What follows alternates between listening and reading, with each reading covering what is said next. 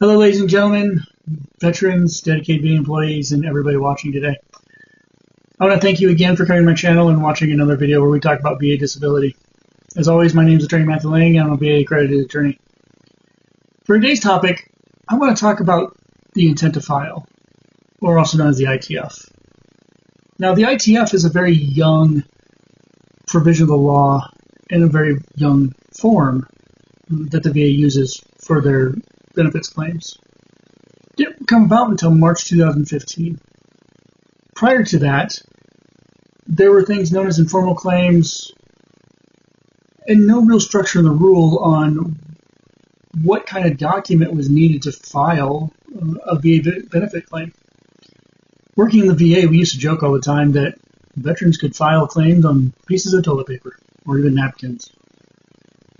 In March 2015, changed that and created what we know today as the intent to file, or the ITF, with a prescribed form to show your intent to file a claim. So here I am talking about an ITF, but what is it? So ultimately it's a process that allows you veterans and claimants who may be spouses or widows claiming survivor benefits, for example, to ultimately notify the VA of your intent to file a claim. Now, by doing so, it's helping you secure an earliest possible effective date, we'll say. Now, there's multiple rules to effective dates, but the basic rule of the effective date, without getting into too much detail, is essentially that of the day the claim was filed. And the ITF will work as that claim, even though there's no actual claim conditions on the form. Just having your intent to file filed on a date prior to your actual claim will secure that date as if you filed your claim that day. So it's protecting the effective date for your benefits. Not only does it protect your effective date, but it provides you with more time to gather necessary evidence. So let's say, veterans, you want to file a claim for compensation, but you've got some additional medical appointments coming up that you think will provide evidence to help support your claim. And you want some more time to make sure you can go to those appointments, gather those documents from your providers, and send them in with your claim. So what do? You file an ITF. You file the ITF. The ITF is going to give you 1 year to gather all that evidence you want and file it with your actual claim. So, how do you file an ITF? Well, let's talk about that required form. Remember, back in March of 2015, forms were all established for different types of claims, including an ITF. These are known as prescribed forms. So the form that's required is a VA Form 21-0966. And I want to say that one more time because it's really close to another form. It's the VA Form 21-0966. Not to be confused with a 20-0996, which is an appeal form for a higher level review. But the 21-0966. So that's your prescribed form. Now, how can you get that prescribed form? Well, you can go to VA Forms on the VA website. You can do the Google search VA Forms and it should lead you right there. You can download that form and fill it out. You can fax it into the VA. You can mail it to the VA. You can take it to your local regional office in person and hand it over. You can also go to the va.gov page through your eBenefits portal and start filing an intent to file electronically. You can even just walk into the VA regional office and say, hey, I want to file an intent to file. They'll help you out. You could even call the VA at their 1-800-827-1000 number and go, hey, I would like to put in my intent to file. They should be able to help you out. So veterans, you have multiple ways of actually providing this form. the VA has really taken the form and made it as easy as possible for you to submit, whether it be electronically, in person, over the phone, through the mail, downloading it, filling out yourself. So many options. So what does the ITF cover? Well, we talked about compensation here. We talked a little bit about some other benefits. But in general, the types of claims covered on the ITF form are going to be compensation, VA pension, and usually survivor's benefits, whether that be a survivor's pension or a DIC. You'll find actually on the form, if you are able to look at it, actual check boxes to tell the VA what your intent is, what type of benefit you're intending to file. So if you intend to file a compensation claim, well, mark that box. If you are a claimant who wants survivor benefits, you mark that box instead. So we already talked about that you get 1 year to file your actual claim with the VA after you give your intent to file. One thing I want to clarify though is if you give an intent to file, and let's say it's for compensation, and you file a formal claim for pension, understand that your intent was for compensation, not pension, so your pension claim likely will not attach to that in ITF. But if you say compensation on the form as your intent you want to file, and before that 1 year's up, you provide a formal claim of compensation, which is a claim on the prescribed form. And for example, we can use the 21-526EZ for a new claim that you never filed before. You put in compensation, you file a compensation claim, a new one on the 21-526EZ. Now your form attaches to your ITF. Now, what happens if the ITF expires? Maybe life just threw too many curveballs for you and you lost track of time, focus, and maybe even forgot you put in an ITF. Well, veterans understand if that year mark hits the day after that year and you have not filed the proper claim, the ITF is gone. It's no longer valid. So if you file that claim 1, 2, 3, 4, 5 days after that ITF expires, you're no longer going to preserve that earlier effective date back to when you filed that ITF. You're going to have to file another ITF following that if you want more time. I would personally if it was myself, I would put in the formal claim and be done with it. Try not to take too much time out of that year to avoid those problems. But life gets to us, and it's understandable.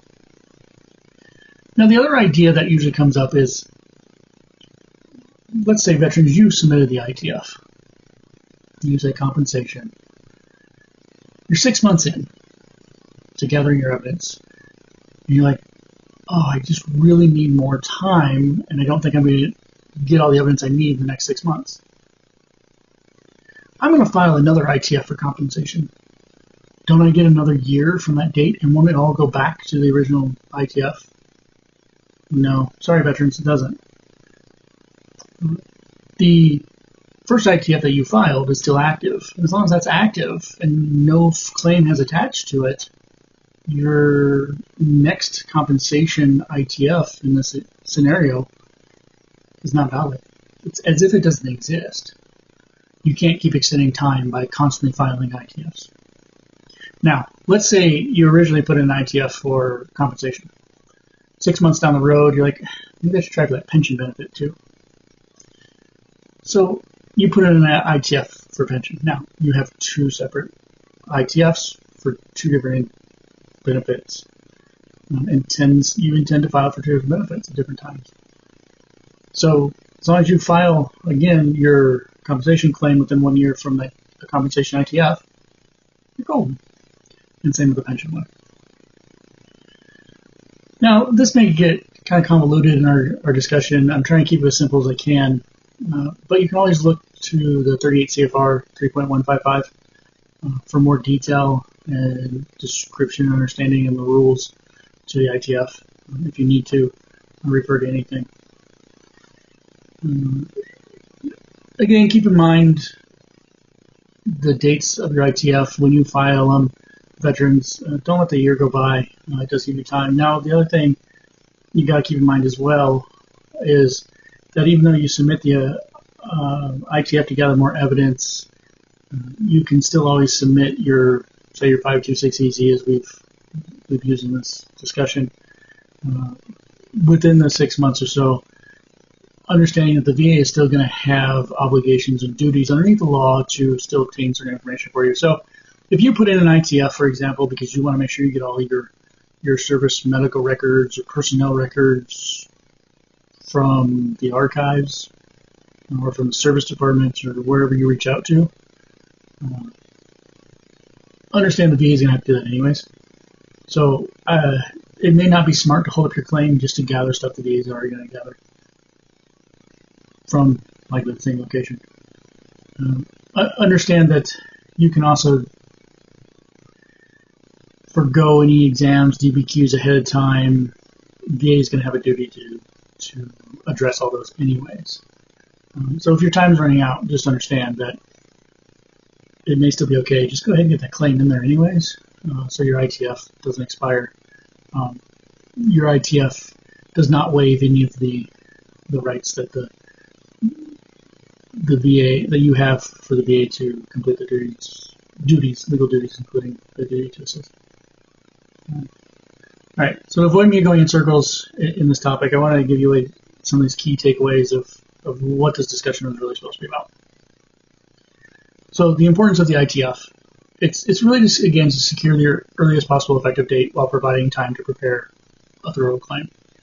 If you're going to submit the ITF, you have the 1 year, again, to provide that prescribed form that the VA started using back in March 2015. Again, the ITF's prescribed form is the 21-0966. And then if you want to file a new claim you never filed before or your original claim, it's, again, the 21-526EZ in our example. Now, supplemental claims also apply to an ITF in certain situations, but we're not going to get in the weeds. So just know the importance is that effective date based upon that formal claim you put in. You've got to use the prescribed forms or the prescribed methods of going to the websites, the benefits, the VA.gov, the phone calls, or in person to make sure it's documented in your VA electronic VA record. Always make sure, though, if you're going to use the form, that you do get it from the VA Forms webpage. You want to have the most up-to-date version of the form. For if you don't, it could be rejected. And while you think you have an ITF on file, you may not. Understand, again, in takeaways, that constantly filing ITFs on top of each other is likely a waste of your time. It's not going to extend your timeline. Once a claim attaches to an ITF, it's been used, the next ITF will be active. But as long as no claim is attached to an ITF, that ITF remains active for a year before it's no longer active or until you actually file a claim. Anyhow, veterans, I hope this was beneficial for you. These are topics that I run across in my everyday practice. Some questions I see out in the world. And I know ITFs was kind of confusing for some. So here you go, some information. Again, check out the CFR, the 3.155 gives you the details on and the rules on the ITF. VA delegate employees, again, that's an ITF. It's very, very basic. I imagine you got it. I'm not going to beat you up on this one. Just one thing that I know from my own experience in the VA is because the ITF can be received in so many ways. Try not to forget to look through your system in all those different spots, whether it be the notes, the documents, the other screens you have to identify intent the files. it's very important that we make sure the veterans' effective date is actually preserved, because that's what they're trying to do. Anyhow, thank you again, everybody, for coming to another video. That's ITFs in a nutshell for you. I look forward to more videos, more time spent together learning from each other and talking about VA disability.